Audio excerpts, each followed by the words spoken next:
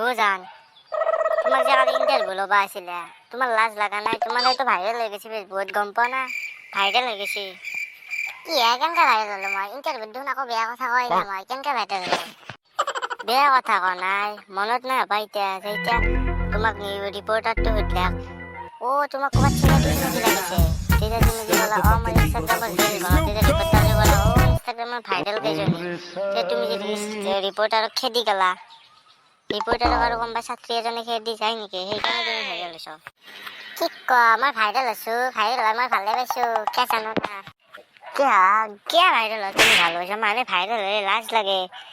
ভাল কামত ভাইৰেল হ'লে ভাল, তুমি বেয়া কামত ভাইৰেল হৈছা, তোমাৰ লাজ লগা নাই? ভাল হৈছে ভাইৰেল হয় মই। আগতে মানুহে ধৰা 1 লাখে চিনি পাইছিল, এতিয়া মোক 2 লাখে চিনি পোৱা হ'ব। ইনষ্টাগ্ৰামত 1 লাখ ফলোৱাৰ্ছ প্ৰায় 2 লাখ হ'ব। লাইক 10,000ৰ পৰা 20,000 হ'ব, কমেণ্ট 100ৰ পৰা 200 হ'ব।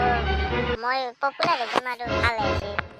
বাপ্পাৰে, তোমাৰ মাথা নচুদা তোমাক মই। জান গুনুটোৱা, যদি তোমাৰ ৰিপৰ্টাৰ এটা ফোন নম্বৰ আছে ডেছক্ৰিপশ্যনত, ইনষ্টাগ্ৰামত লিংকটো দিবা হা, তেতিয়া আৰু বেছি মানুহে ফ'ল' কৰিব। বৈনিক খাতি দিম ৰখ, বৰকে দি আছোঁ তোৰ ইনষ্টাগ্ৰামৰ লিংক। আজিও আছে ৰিপৰ্টাৰটো? আজি বা কাৰ ইণ্টাৰভিউ লৈ? দেখোন আহি আজিও আছে, আজিতো মোৰে ইণ্টাৰভিউ লয় নেকি? হয় দাদা, মই এইজন ৰিপৰ্টাৰ, যিজন ৰিপৰ্টাৰক আপোনাৰ গাৰ্লফ্ৰেণ্ডে কালি খেদিছিল। পৰিচয় দিবা নালাগে ৰ'বা, চিনি পাইছোঁ, মুখখন মনত আছে। পিছে আজি কাৰ ইণ্টাৰভিউ ল'ব আহিছা?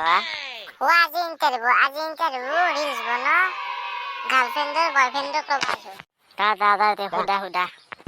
দাদা, আপোনাৰ জীয়াখুজি মোক কালি খেদিলে, তাক লৈ আপুনি কি ক'ব? তাক লৈ মই বিশেষ একো নকওঁ।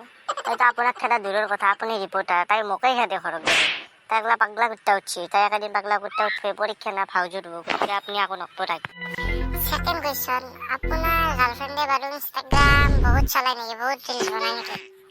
মোৰ গাৰ্লফ্ৰেণ্ডে বহুত ইনষ্টাগ্ৰামত ৰিলছ বনায়। মই যদি তাই পঢ়ি থকা টাইমত কওঁ জান এতিয়া পঢ়া, তাই কয় খং কৰি, জান তুমি কলাবৰেটৰটো কি একচেপ্ট কৰা নাই? কলাবৰেচনটো একচেপ্ট কৰা, তেতিয়াহে মোৰ ভিউজ এটা বেছিকৈ আহিব। সেই এপিকাৰ পঢ়িবা দি কি লাভ আছে? তাই লাইক কমেণ্ট ভিউজৰ নামত পাগলা। হয়, এতিয়া থাৰ্ড কুৱেশ্যনলৈ আহিছোঁ। যদি এক্সামত ইনষ্টাগ্ৰামৰ বিষয়ে কিবা আহিল হয়, তাই পাছ কৰিলেহেঁতেন নে আপোনাৰ মতামত আগবঢ়াব? যদি ইনষ্টাগ্ৰামৰ বিষয়ে আহিলা হয়, তাই পাছ কৰাটোতো বহুত সৰু কথা হৈ গ'লা হয়। তাই 100ৰ ভিতৰত 99,999 পইণ্ট পালা হয়। গতিকে মই তাক লৈ আৰু বিশেষকৈ নকওঁ, তাই 99 পালা হয় 100ৰ ভিতৰত। গতিকে গম পোৱা গ'ল তাই ইনষ্টাগ্ৰাম বহুত পাগল।